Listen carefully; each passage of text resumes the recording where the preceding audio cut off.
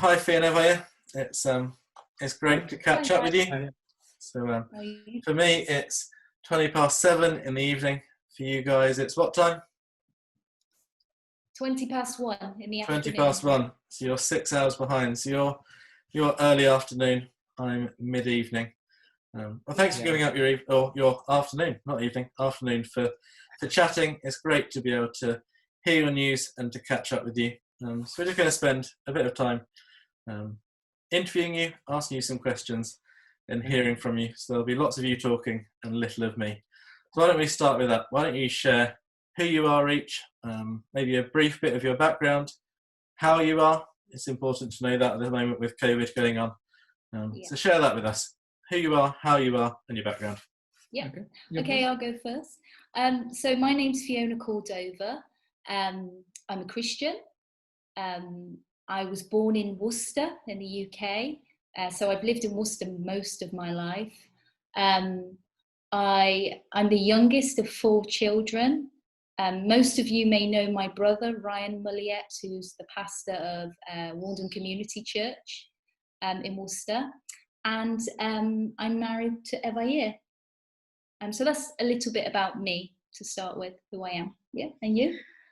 My name is Evair Alejandro Cordova. I'm 33, I think so. Yeah, I'm 33. 33. I'm from the jungle of Peru. If you really listen from the jungle, don't think I was living like Tarzan. Iquitos is a small city, probably 500,000 of people. I was living there until maybe 24 years, until I've moved to Lima. I am the second of my brothers and sisters. My family is not evangelical. They are traditional Catholic. When my grandma, she knew about the faith in Christ, the evangelical church, she invited me because my life I wasn't living with my mom, so I was close with my grandma. So she invited me to the faith. So until that 20 years, until that year, I believe in Christ, in the gospel. Great. So Fiona, Peru is quite a long way from Worcester. I don't know the exact number of miles. Me neither. I just know it's 12 hours direct. It's different world. A long 12-hour flight. Yeah. So how did you end up in Peru? How did you end up meeting Evair? Wow, it's a mystery. I don't know. How are you now living there? So in 2014, I went on a short-term mission trip with Grace Baptist Mission. I went with 3 other Christian girls. So I came to Peru in 2014, and we were working with 3 different cities here in Peru. So we were working first in Arequipa for 4 weeks. Then we had 4 weeks in Lima, and 1 week in the mountains in Huaraz. When we came to Lima, we were staying with a missionary family. David Barnes is an English guy who's married to a Peruvian, Berta Barnes. We were staying in his home. David works for a seminary, a Bible college. Evair works at that seminary, so that's how we met one another. Evair would be in the house, and they live in a fairly big house, 3 floors. Evair was there, and that's how we met one another. And that's how I've arrived in Peru. So you met one another, one thing led to another. Yeah. Got married. We continued. Yeah. And there's been a long journey there in between. Yeah. As to how you've now ended up in 6 Peru years. together. Yeah, it was 6 years that we've known one another. Yeah. Amazing. Yeah. And that's, God's blessed you guys through the challenges, isn't he, through those 6 years. Yeah. And many challenges there's been with visas and separations and things like that. Well, even long-term relationships, when long-distance relationships are hard to start with, but by God's grace, he brought us together in 2017 to marry. So many challenges, ups and downs. Yeah. So I guess, what does an average week for you guys look like? What's life in Peru for an average week look like for you guys? At the moment, we're like, because we're still in lockdown here, we're pretty limited on what we can do and how we can spend time socially with others, especially the church and friends and things. So we're very limited. What about maybe focusing pre-lockdown? Okay, pre-lockdown. Okay, so we were involved quite a lot with the church. So of a Sunday, we would be a part of the congregation there, which is just about 10 minutes away from our home. We attend La Capilla de la Roca Iglesia church, a Baptist church, which is 10 minutes from the home. So we were very much a part of that, of a Sunday morning and also of a Sunday evening. Evair would usually take the lead of an evening at the church. So Evair is involved in the men's group of a Monday at the church. So our week, is quite active when from a Christian perspective, meeting with people. Our home is very much open for people to come in. So Evair has a lot of friends who he invites back to their home for food, just for chats. We take walks a lot. We go off like for walks to the plaza around the area. That's how our life was before lockdown. What about work-wise? What's your standard work pattern pre-lockdown, pre-COVID? Well, in March I started a new job at a school. It's a small home school here in Lima, and I literally had like 1 week at the school. I worked there on a Monday, so I got to meet the students on that Monday, and then the following week we went into lockdown. So I've only actually been to that school once to meet the kids. Now I'm teaching of a Monday via Zoom, so I have 12 students of a Monday morning who I'm teaching cookery classes to, art classes to. I'm also doing extra English classes with some of the students. Okay. So of a Monday morning, my mornings are taken up teaching the students online via Zoom, which is kind of tricky at times because I'm teaching cookery, and that can be difficult when you're not actually there, being able to sample their food and know what it actually tastes like. So I'm teaching there on Monday, and then you? Pre-lockdown it was quite busy, really. Normally it was meet with people in the coffee shops, visiting them, the house, of going to the office when it's not 20 minutes, and probably what would be 15, 20 minutes. But here is sometimes it's 1 hour just by bus to go from here to the office. It's in the same city, by the way. So it's a few people's receiving people here as well. I like to have a chat here because it's more relaxing. Thank God we have a nice balcony. We chat one another. And normally with friends from the church, young people, students as well. I met with them a lot. So we have as well the meeting in the church, because how Fiona said, it's just 10 minutes walking. So prayer meeting is the men's group, young people to visit them. I'm not involved there, but I try to have in contact with them. It's not my first minister. I'm not too very close with them to teaching, but I try to have contact because I like to talk with them as well. So it was Saturdays when Fiona will have meeting with ladies, women. So it's before. Now we lost everything of that. So everything is by Zoom, majority, or WhatsApp video. So I lost a few contact with them. Now we still have meetings on Monday, Tuesday, Thursday, Friday, Saturday, and Sundays studying Bible studies, of Christian books studies, of couples meeting.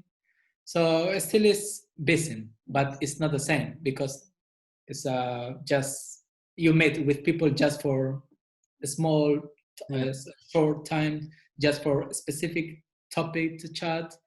But we lost a few things, but we try to still in contact with with all of them, I would normally have, like before lockdown, I would normally meet with a young girl from the church for coffee. We would go out once or twice a week for coffee, or she would come to the home, and we'd she's fairly new to the faith. She's just discovering lots of things about the Bible.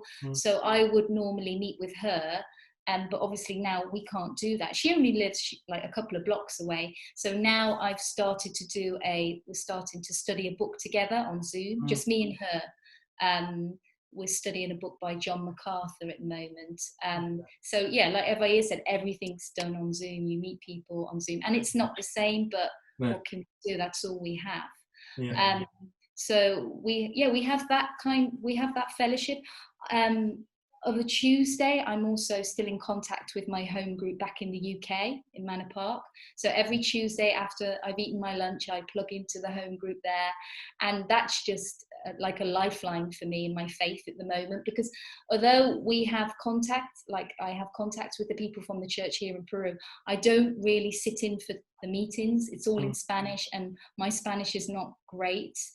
So I just sort of switch off and get really tired. So for me to have my home group family for fellowship, for prayer, and just very open with them about how things are, that's just been an absolute lifeline. And I don't think I've missed one of my home group meetings. I'm there make sure we've got the lunch ready, I've eaten lunch, and I'm there ready. We got up once really early to have a prayer meeting. You joined us in our post-church Zoom, didn't you? Yeah. Had your coffee just in time. Like 15 minutes before we woke up. Fiona prepared the coffee because she knew that I would be tired. Half asleep. I'm just committed to that, because that's what helps my faith, like at this time. Yeah. So that's been great, Fiona, isn't it? You're over in Peru, but you seem now to plug into one of our home groups. Maybe there's some who are listening to this to think, oh, how are you connected to Manor Park? Why is Mike chatting to you guys? Do you want to just maybe explain that link to us? Yeah, okay. So before I got married to Evair in 2017, I was a member of Manor Park. I've been a part of Manor Park for years now. I can't think how long. Manor Park is my home church. It's the place where I used to serve in the youth ministry with D&D. I think it's changed its name now. I used to help with the Sunday school, teach the Eagles group once a month. I was also involved in the evangelism team of a Saturday night that went into the city with Larry, the Glow team. So yeah, very much involved in the church, in fellowship groups, in women's groups. That was my life kind of before I got married and moved over here to Peru. So yeah, the church, Manor Park Church, is basically like my family, sisters and brothers. Yeah. That's great. I mean, there's many here at Manor Park who miss you. But it's great that we can catch up in this way. So Evair, your main ministry and role, is that based within the seminary still, or is that based within the local church from where you work? Well, I work a full time. It's in the seminary. I don't know how to translate this. Probably theological Baptist centers. Mm-hmm. It's a theological Baptist philosophy in the theology, probably Reformed Baptist. So I work a full time there. Because I understand my ministry is not just try to involve in the seminary. I work in the church as well, helping with the teaching, leading groups, prayer meetings, leading as well. So even when my full time is in the city, I spend time as well working in the church. And working in the seminary is coordinating. I don't know how you call it in English. It's deacon. The deacon. Yeah. Yeah, for the coordinating for the teachers, because we have groups of because it's centers. We have a center here in Lima, centers in the mountains, Arequipa, Jauja, Cajamarca, and other cities. So coordinating with the teachers where to go, when, with classes would be. I am part as well of one of the teachers a specific systematic theology. Was my specialty. I don't say I am the specialty in this, but normally I teach these doctrines. Okay. Yeah. Great. That's good. So, maybe what's been some of the changes of COVID? Why don't we go, as we just talked about your ministry, Evair, why don't you switch it around and go for how has COVID and lockdown affect ministry for you, before we maybe then chat a little bit about how COVID and lockdown has affected Peru as a whole. So how's lockdown affected ministry and your work? Oh, okay. Because the question is personally. I will say it first. For me, it's really challenging to have in contact by using this technology, by Zoom, by WhatsApp, Facebook, etc. I like more. I prefer to have a chat, personal contact with people, and he's in the house, or visit them, of Starbucks. Well, we don't have Costa, so we have a Starbucks. Sorry for that. I miss Costa. Because it's a very informal contact, but it's deeply, I think, because the people they could be more closer to when it's more open. Yeah. When it's one-to-one. But we lost. I said we because it's what I saw here in the church. We saw this lot because, how I said, now it's all is by through mobile phones or by technology, laptops. And normally I meet with them just a specific moment, but it's not the same. I have a lot of friends as well. They are resistant to that technology, so I chat with them just by WhatsApp. Okay. But we lost this closer relation, person one another. We don't have people around the home here as well to be. They visit us because they like to chat, they like to talk, they like eat food for free as well. It's part of the ministry to have this nice relation with them. So affect a lot in that kind, the personal relation with all of them, but they're still in contact. But obviously, it's not the same. Because it's challenging for me. In one sense, I need to do it. It's not just because it's part of my work. It's because it's how to serve to God through people. I can't visit, but I can talk with them through technology. Yeah. So maybe give us a brief description of what lockdown has been like in Peru. It will help us maybe to compare it to our experience here in the UK. Give us a brief summary of lockdown. Yeah. So on March the 16th, they had their first case of coronavirus here in Lima. I think it was a teacher, wasn't it, or something? A teacher had been to Italy and come back and got the virus. It was someone from a school, wasn't it? Someone from school. It's a working from, maybe it's the airline company, maybe. He coming from the tourist. Yeah, he got the virus. So the next day, the president spoke on the TV, and everything was shut. Schools, they worked really quick here to shut everything down within a day. So schools closed, restaurants closed, the shopping malls, the plazas, everything closed. A few supermarkets were open at certain times. So that happened on the 16th of March. We've had a curfew here in Peru. So since March, people have not been able to leave their home from 6 p.m. of a night till 5 a.m. in the morning. That is starting to lift now, only in this district here in La Molina. So there are still places in Peru where that curfew is still in place, like you have to be in your home by 6 p.m. Okay. We've also had a curfew, so no going out of a Sunday. Everything's closed on a Sunday. You've got to stay in your home. There's been a huge police presence. The army is everywhere, just making sure people are obeying the rules. That's been challenging. It's been challenging for us, but also for people that live in poorer areas, like in the shantytowns. Those areas the police can't control, but they are so vast with people living on top of one another. Those areas, it's been impossible for the police to control. They're a law unto themselves. So the virus in those poorer areas, it's spread like wildfire.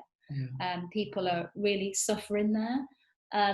So although it's lifting in our district because there's not many cases, in other parts of Peru, it's very much still the same. Some of the challenges we've been facing water shortages. So every 3 weeks the water cuts out, which that's been really testing. He deals with it really well. It's testing for me. Like I have a real strop when I wake up and I can't have a shower or I can't flush the toilet. That God's really been like teaching me many things there about patience. I realised how most of my life I've been pampered in the UK, knowing you just turn the tap on and it happens, but so I'm learning much about that, and I'm trying to get ready for it when it happens, because I keep a note on the fridge of like the last date when the water was out, so I know it's coming.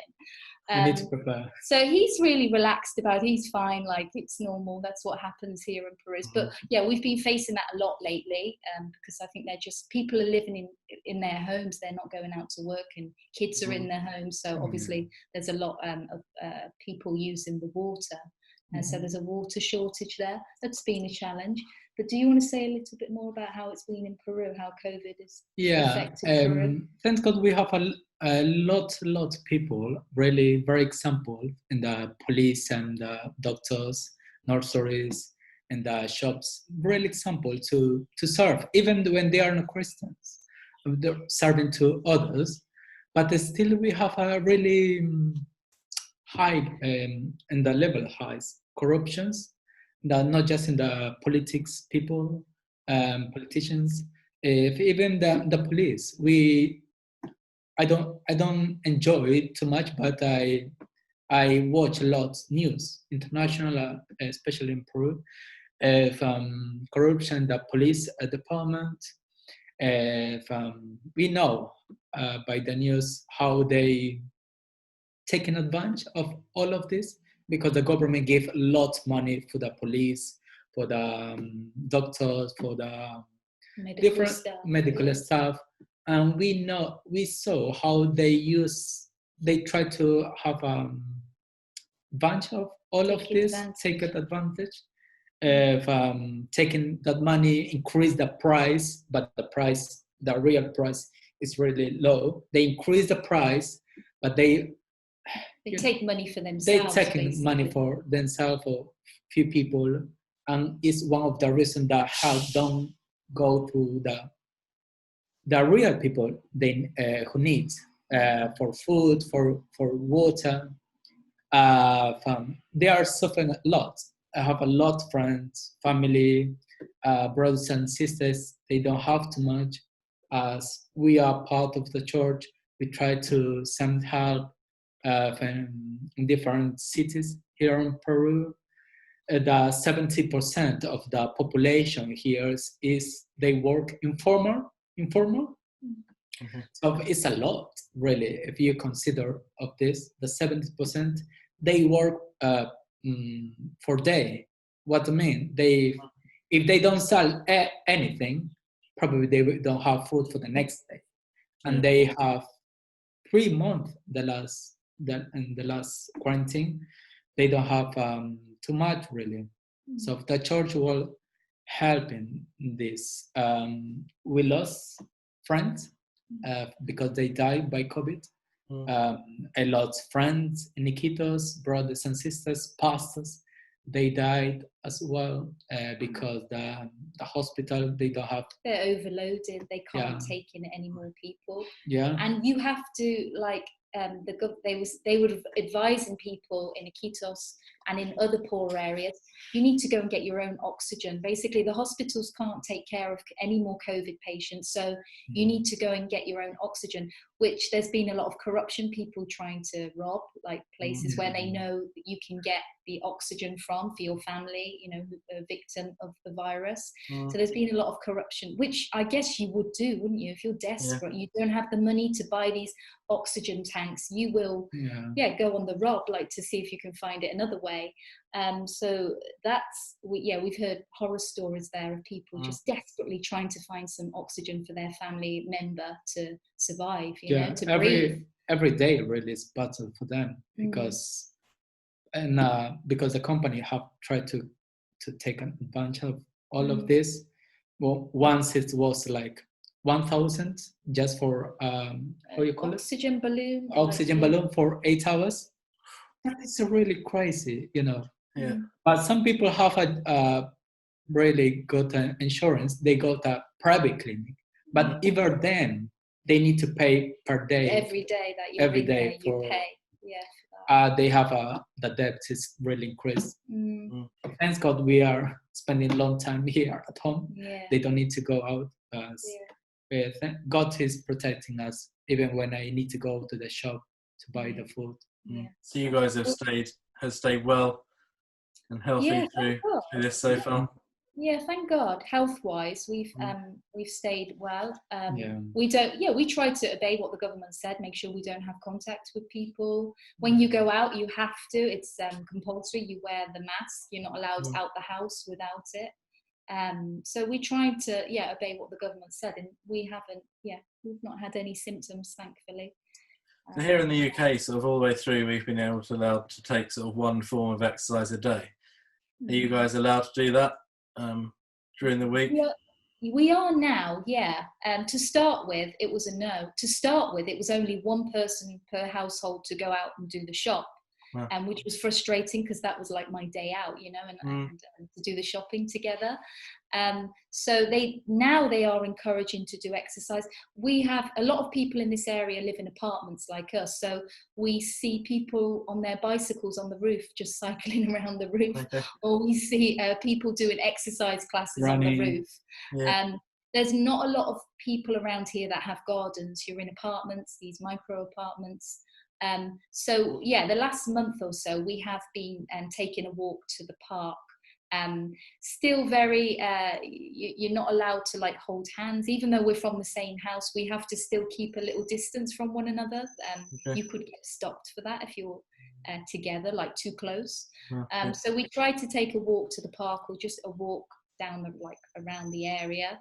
But to start with, the first 2 or 3 months they weren't even saying to do exercise. Like if you do exercise, do it in your home. Like there was a restriction there.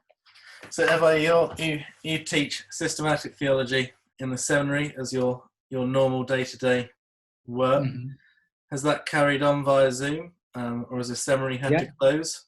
And the first month we closed because I coordinate. We have a plan for all the year. We prepared this in the last December. So we have this year. The plan to travel to different cities, to send different teachers. I have planned to travel as well. So in March is like a cutting. We have just in that week, the 16th, I think when we start, we have a few teachers to travel. So we close this week consult to the travels.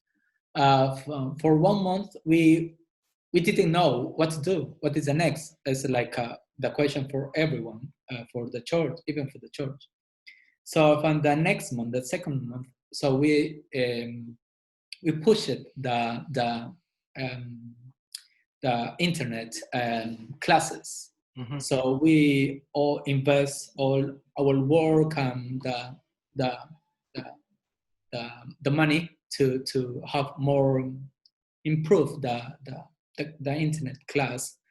So for publicity, to contact new teachers, they have more specialty to teach the internet. So and the demanding really increased really. So all the classes we have, so it's now for internet. I think it's better because even when we don't have the class in person, the studies is more deeper, deeper for the students, even the teachers, because they have a contact by the emails, internet class, because when you talk like us now, probably we don't think exactly what the word you want to say. But if you write by email, by text, you exactly think very well what you want to say. Try to deep more and more in theology. Yeah. So it's in one sense is really good, very well, and the responding of the students was really good as well. And now we have more students than we expect for the first of the month. So so all our classes by internet. So probably would be our future. Yeah. The internet class. Less traveling. Yeah, less traveling, but because still we need to be in contact with lots of pastors that have proper contact. By internet, we need to probably will be back as well, but obviously focus in this new media class. Yeah. It's all about church then, and I guess as Manor Park, we've moved online. We're pre-recording services and putting them out on a Sunday morning. How's church working for you guys in Peru?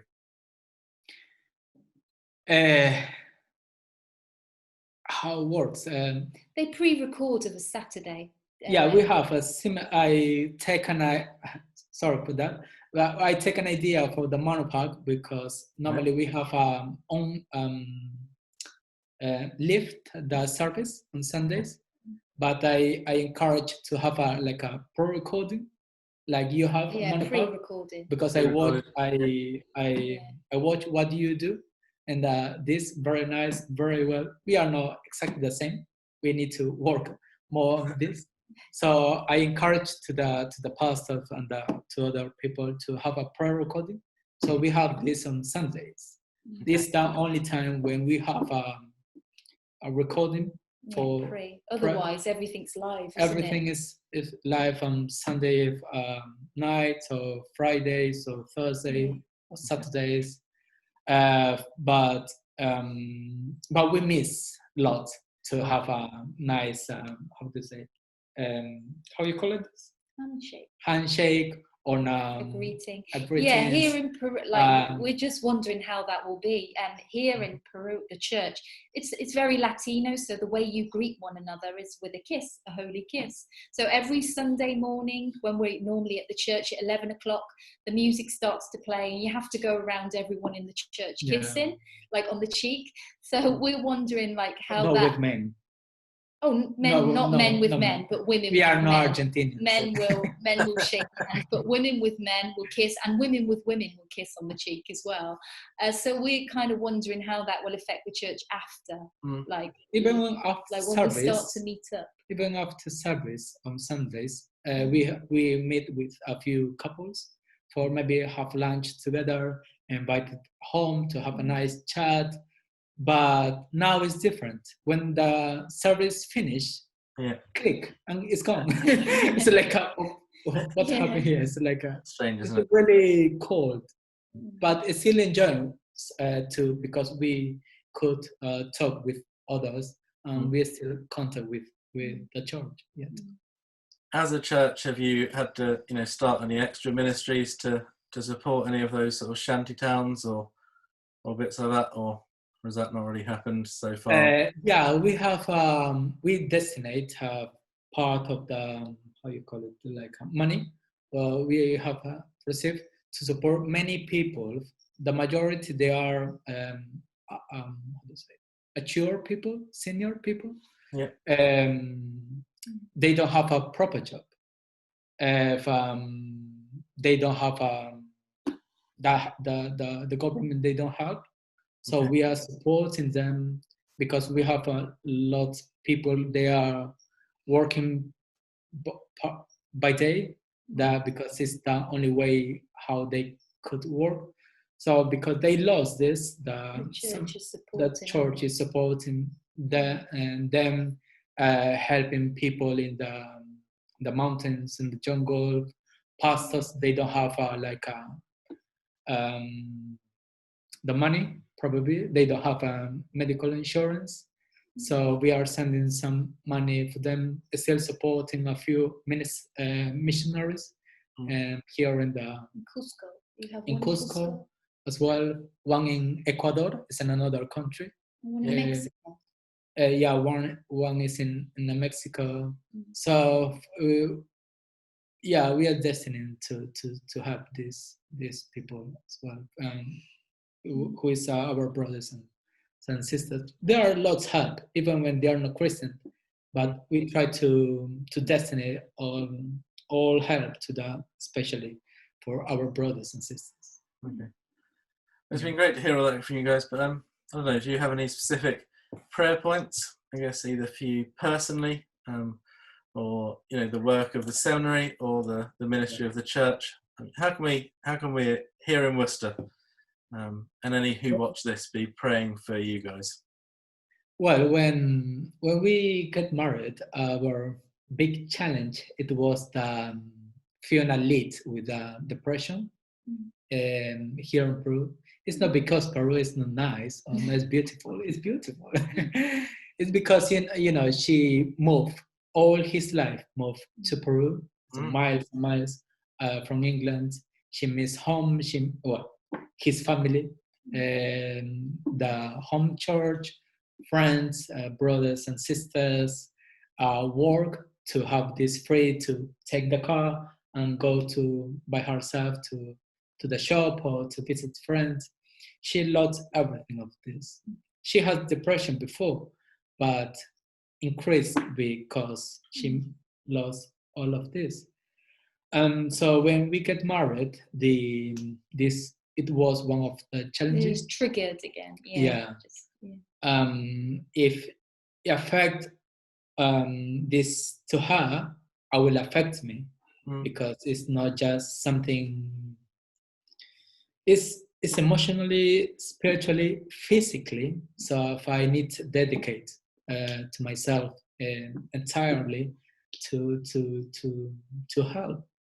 So even when we grow a lot in this battling with these struggle things, she has moments when she's still fighting with this. We remind what Paul said in Ephesians 6 about you have the shield of the faith to, I don't know how to say it in English, fight against the arrows of the enemies. I said this depression is fighting in your minds. It's in a place when I can't help you. It's your faith need to battle with this. But it's something I didn't understand before, depression. I understand little now. So I think it's something will be with us in a long time. I think it's one of the instruments God give to us to increase in patience, love, and mercy one another as well. She understands me, I understand her, and perseverance, and to have more confidence in God and His provision of everything, to strength, especially in the spiritual battle. Yeah. So could be praying for that, and also for Evair's work at the seminary. We do thank God that he's got a job, and he's still able to work, and that he can work from home as well. His office is the spare room, so he's in the house with me. I'm not here alone, and so we're really thankful for that. Pray for the way forward at the seminary, and also for the Lord's guidance in the future. We are thinking about whether we stay here in Peru, whether we stay in Latin America, or whether we move, whether we go to Europe, Spain, or So we are seeking God's guidance. At the moment, we can't really we can pray and make contacts with people, but we can't do much because we're grounded. So we're here for now. This is where we can serve at this moment, but we are considering the future, whether we move somewhere else in the world. Yeah, one of the things I was buttoning before is like if God want to use us in another country, it's my country when I worked all my life, the majority of times. But now I saw clearly God is probably calling to another place maybe when I could serve, because here in Peru the number of the Christian, just is a number. We don't know spiritually if it's true, but it's increasing. Probably we are in the 17 or 18% of the evangelicals. So this is increasing. But I saw in another countries like Spain and different similar countries when speaking the same language, when there's not many Christians. So for all the gift of God gave me, I could use to help in the church, to help in the seminaries, and something I really love. We have contact with a few people, but we want to wait in the God's patience. We don't want to move on if God don't, how Moses said, if you don't go before, I don't want to go. So we want this for to be clear. For the moment it is, but we are waiting. Yeah. Yeah. Great. Well, thanks for that, guys. We'll be praying for you. It's really great. Thank you for your time. It's really nice to know you more. Yeah, that update. Yeah.